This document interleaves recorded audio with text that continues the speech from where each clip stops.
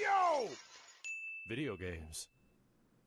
What up, dudes? I'm back here again with another video from YoVideogames, and this time it's kind of just a sort of random real talk kind of episode where I just kind of wanted to go over something that I kind of dawned on me recently. As I've been streaming it, and there was a couple videos that went up, but you're gonna have to catch my streams to catch the ending.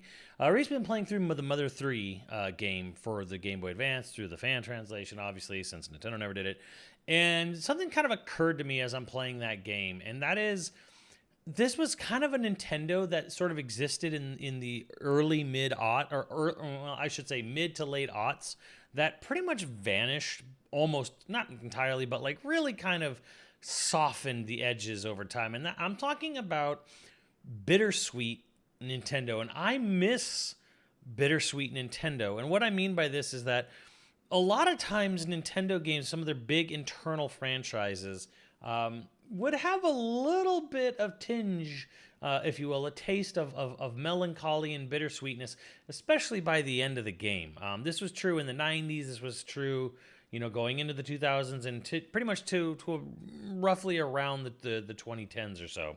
And now we have a Nintendo that's very successful, obviously very colorful, very bright, fun, happy, but like there's definitely been a sanding of the edges, it really feels like. And I feel like this is reflected in a lot of games, but like I think one of the big ones, especially for this year to really like sort of drive the point home, was Donkey Kong Bonanza. Now, this is a EPD Tokyo, EPD/EPD 8 game, and I was kind of excited because the initial trailers and the initial the direct really kind of saw, oh, we're gonna get like something that's like heartwarming and really touching and da da da. And it's not like they don't actually go for those beats in Donkey Kong Bonanza, but there's clearly a little bit of like, okay, this is just kind of a happy-go-lucky game. They didn't really go for anything that was like the Galaxy or even really Odyssey, especially if you got to the end of the true ending of Mario Odyssey. And I can kind of contribute this to sort of one factor. There's definitely going to be a reoccurring reason for this, and that is Yoshiaki Koizumi, the head of EPD8 and the head of the Tokyo studio. He actually doesn't have a hands-on role with Bonanza. He got the project going. He got it spearheaded and what have you, but he's not the producer and he's not the director, which is actually the first time a major project from that studio has come out that he has neither been producer nor director. He actually took a hands-off role after getting the project going. And I think that kind of is reflected a little bit in the ending, and what if you want to call it the true ending of Bonanza, which is, I mean, this is going to be a bit of a spoilery video here. Just turn your head away now or whatever. But Pauline goes and sings for people. Like, that's her dream, and she does it, and it's very nice. And that's kind of it. Like there isn't any sort of like more to it really than that. And they don't really ever dive into any of the dynamics of Pauline. Like, we know she has a grandma, but again, there's not like this, oh, before my grandma passed, she taught me this thing. And what I'm comparing this is of course, I'm talking very much about how in Mario Galaxy, the last Koizumi directed game, Rosalina's storybook, there was a whole chapter that talked about, oh, Rosalina, and she goes to help the Lumas, and what's this really all about? And it's like, oh, well, Rosalina was basically running away from her grief of her mother passing, which is why she sort of has this sort of like character arc where she becomes the mother of the Lumas and whatnot, because it's sort of like the cycle of life and all that. That's just not in Donkey Kong Bonanza. You just don't get something like that. Now, they did add pages to the Rosalina storybook in the re-release of Galaxy 1, and they added a whole new storybook, for Lubba in Mario Galaxy 2, and I very appreciated. Again, I don't think it's entirely gone from Nintendo, and again, this is much more of like Koizumi's last big hands-on project were the Galaxy games. So the fact that they made a Dark Horse published, hardcover real book of it, and they added some pages and they added a new book to Mario Galaxy 2. Like I said, it's not entirely gone from Nintendo, but these are also just remasters of games. So again, there's a bit of been a bit of sanding, I just feel, in general, with like they weren't really trying to hit any sort of like emotional high notes other than like, yeah, like Donkey Kong and Pauline go on, you know, cutesy Wreck-It Ralph-esque adventures. The end. K. Rool shows up. It's fun. It's very nostalgic. It's very fan servicey. The ending, obviously, with Bonanza. Again, it's spoilers, I guess, but at the same time, it wasn't trying to do anything that was sort of like going for anything beyond just happy-go-lucky, kind of just, you know, woohoo, bananas, yay. So I kind of miss that a little bit, which is, again, something that we didn't expect it to hit when it happened in Mario Galaxy. Mario Galaxy came out, and we were blindsided by having story beats in our Mario game. Like, if you wanted any sort of story beats in Mario games, you had to play the RPG games. You had to play, you know, Super Mario RPG. And then for a lot of people, even the Paper Mario games have, you know, really more emotional story beats and characters going on in those games, you know, especially, you know, people love Thousand Year Door and Super Paper Mario, especially at the, you know, early in the Wii's life. Like, you were getting story beats that were like, oh, this is not expecting this out of a Mario game.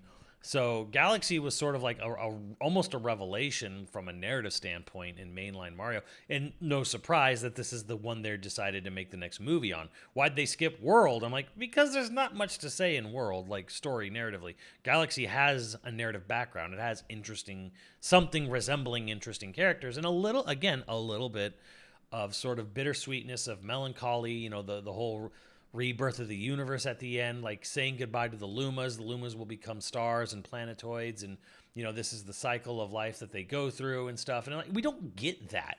You know, we don't get anything close to resembling that in Bonanza. We don't really even get it much in Odyssey, but we get a little bit, you know, when Cappy, talks about like going through his adventures with you at the end of the Dark Side of the Moon level. So yeah, there's a little bit of like, things feel so safe.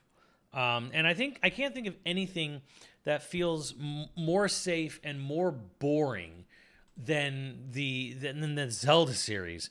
If we want to talk about sanded edges, I think the Zelda series is probably the most watered down narrative franchise Nintendo has. And a big part of that is because Koizumi used to work on the Zelda team. He directed Majora's Mask. He wrote the side quest for Majora's Mask. He wrote Link's Awakening script. He was a co-director on Wind Waker.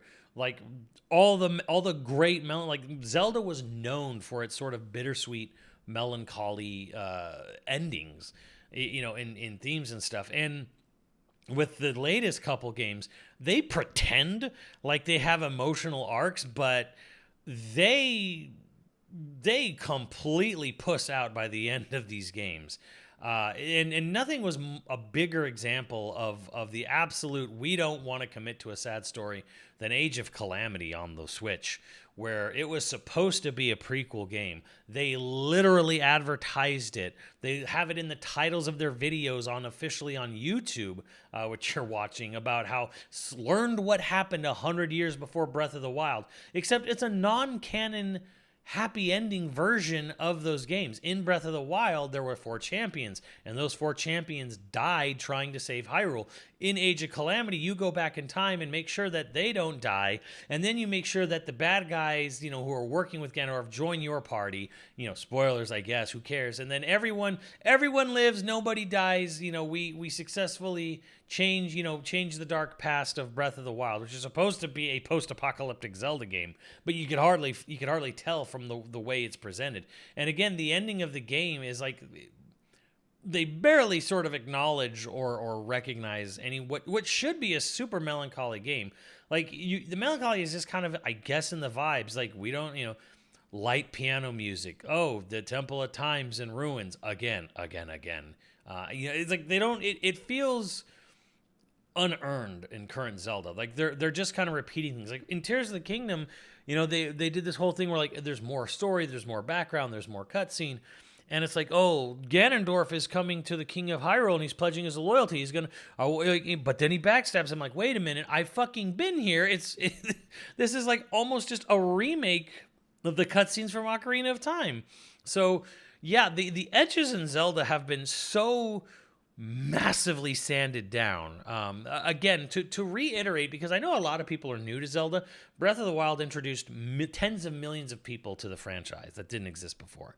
And Link's Awakening is a game where the ending of the game is erasing the world and all of its people, including the people who saved your life. Like, it's not like the good guys versus the bad guys. We got to save the world. No, Link's Awakening is like, I can't leave this world unless I make it vanish. And then you make it vanish. And then you are alone on a piece of driftwood in the middle of the ocean at the end of the game, and everyone's gone and it's your doing. That was the kind of ballsy ending they were pulling on the goddamn Game Boy in 1993. And that's something that you just won't see in Zelda. We're not going to see a Zelda game where Link caused a complete annihilation of an entire game world, including the good people who he helped throughout the course of the game. That ain't going to happen anymore. We're not going to see Majora's Mask endings, where people decide we're going to get married even if we only have one day left to live. We want to live it together, which was inspired by the threat of missiles dropping, on Japan from North Korea. And that was the inspiration for Majora's Mask's, Kumi and Cafe Quest. And I'm like, we just don't see that shit anymore. You don't see King of Hyrule willingly letting himself die and then sending his children off into the unknown, saying, it's going to be your Hyrule. Let us the olds we need to pass away. Like let this history of turmoil and violence die with us. You just don't see that shit anymore. We have a bloodless, toothless, just okay. Ganon's bad. Defeat Ganon. Ganon defeated. Yay! Everything goes back to being good again. Like we just don't see the kind of shit that we used to from Zelda. And this is sort of like a mainline Nintendo problem I've noticed. Mario has been very much sanded down, where it's like don't do anything quirky or too weird or too out there. Just make everything a generic Toad. We don't want weird ass NPCs. We want things to be much more like in line tonally and artistically. Everything's got to like follow a very strict, specific visual style that we want to have.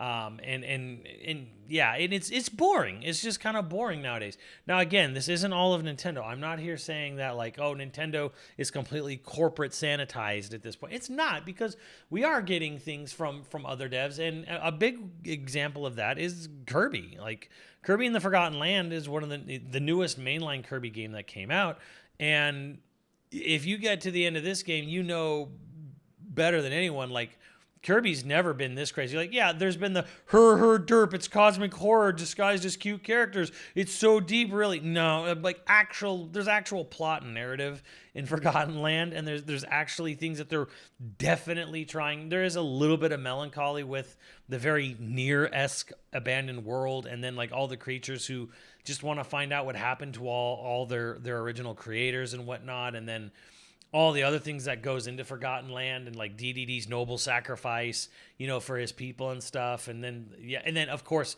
the actual cosmic, horrors that do show up later on. But yeah, and again, it was very much like Mario Galaxy. It was like this blindsiding moment where it's like, oh shit, we're getting something that you never see sad and melancholy really in Kirby. People might claim it, but I do not think at any point really. Maybe 64, but I don't really feel like there was ever a point in any prior Kirby game where they were actively trying to have a tinge of a hint of sadness, or melancholy in their Kirby game. And certainly not to the level that Forgotten Land is trying to do or did do. So yeah, again, this is HAL Laboratories, not Nintendo proper. Nintendo doesn't actually own HAL, believe it or not. And technically, HAL is free to come and go as they please. But I mean, yeah, they still work with Nintendo, because I believe Nintendo does own the Kirby IP itself. But either way, yeah, it's one of those things where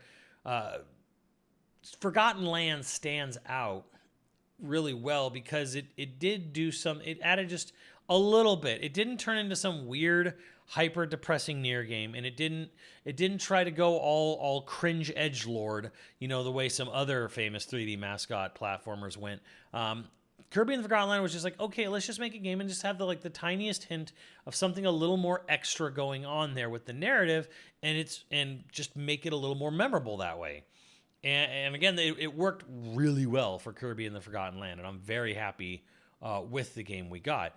And then again, of course, this is not all of Nintendo. You have Fire Emblem, but and I'll give credit to Three Houses that actually did present a bunch of different scenarios for how you could resolve the conflict in, say, the Three Houses, and then there's Fire Emblem Fates, which nobody likes, and Awakening, and then the really messed up stuff from the SNES Fire Emblem games. They definitely go places in Fire Emblem, but that's the Intelligent Systems, who also is not owned by Nintendo. And of course, I would be remiss if I didn't mention, of course, yes, there is absolutely the Xenoblade games, which I still can't believe they did what Zelda team had in front of them as a template to use, and they didn't freaking use, which was Age of Calamity. We're gonna see our Torna-esque moment. We're gonna see how things went poorly, and it's just gonna make us feel even worse. No, it's a happy non-canon ending, and mind-blowing how much of a drop ball that was narratively for me. Like, Age of Calamity, even though it was a Warriors game and I'm not into those, I was like, well, at least this is their chance of redemption. And I know they're doing Age of Imprisonment now, which is supposedly this is canon. But again, I don't foresee, having not played it, I don't foresee Age of Imprisonment murdering children the way Torna did. I don't see them making a statement against real-world religions the way Future Redeem does.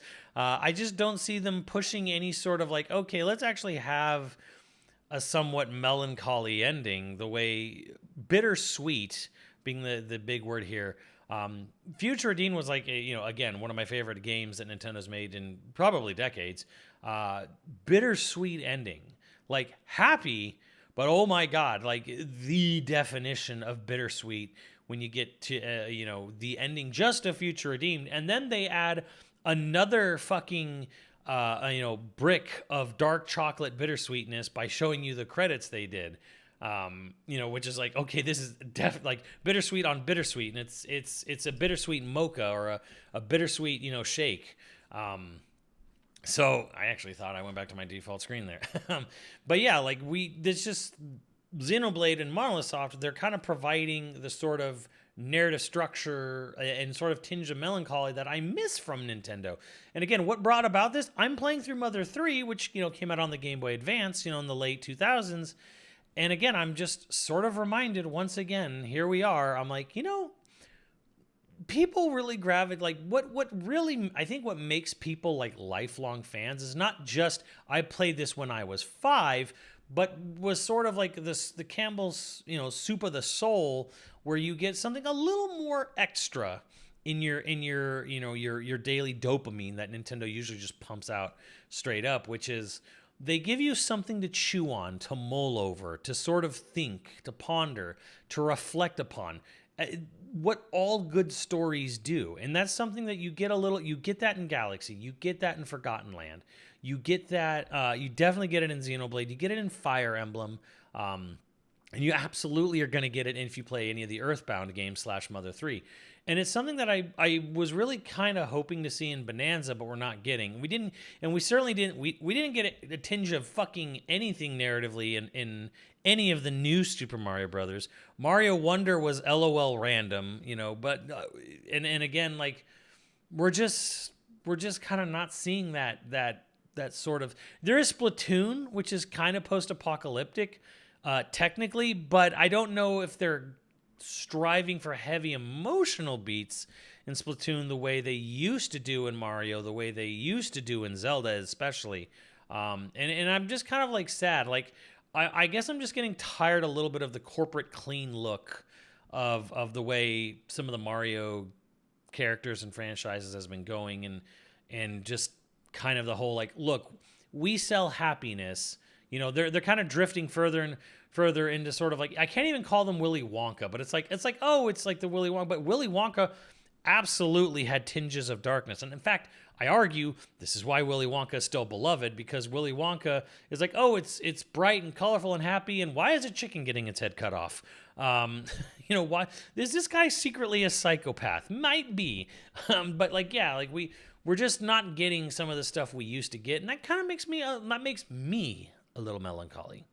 But yeah, I kind of hope there's a little more in the future going forward. I hope with the next big projects that come out in Nintendo proper, especially Zelda, #1 Zelda, and I would like to see Mario go back to it, and whatever they do with Donkey Kong in the future, I hope that happens as well, especially from EPD Tokyo, who I used to love for this stuff. I hope we get a little bit more like substance, a little bit more bittersweetness. I want a little bit more to chew on, a little bit more to savor in my Nintendo games, other than bright, colorful things, save the world, woohoo. Obviously I'm not expecting this out of Yoshi and Yoshi and the Amazing Book or whatever, but hell, if Kirby can show us a really, oh my god, this is actually like pretty fucking cool narrative structure with Forgotten Land, Yoshi can too. So hope it happens in the future, not expecting it to. But yeah, just kind of curious. What do you guys think? Do you guys miss the little bit of bitterness and sadness that used to be the mid-2000s Nintendo with Galaxy, Mother 3, where they tried with Metroid. Metroid is just a good example in general of vibes. But yeah, let me know what you guys think. I'd be curious. And yeah, that's all I got to say on this subject, and I'll see you on the channel. Later, dudes.